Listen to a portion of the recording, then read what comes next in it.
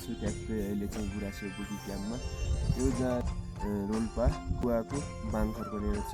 यहाँ चाहिँ प्रकृति प्रेमी पर्यटकहरूलाई चाहिँ सुविधा होस् भनेर चाहिँ अहिले ग्रुप कटेजहरू अहिले कपल कटेजहरू रहेको छ र यहाँदेखिको चाहिँ दृश्य चाहिँ भ्यू चाहिँ एकदम हाम्रो मनमोहक देख्न सकिन्छ।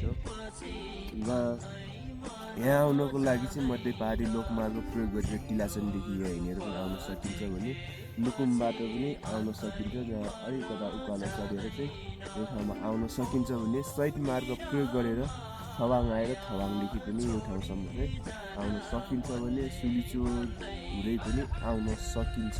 हस्त तिम्रो रूप देखेपछि अन्तै मन जाँदैन, तिम्रो रूप देखेपछि अन्तै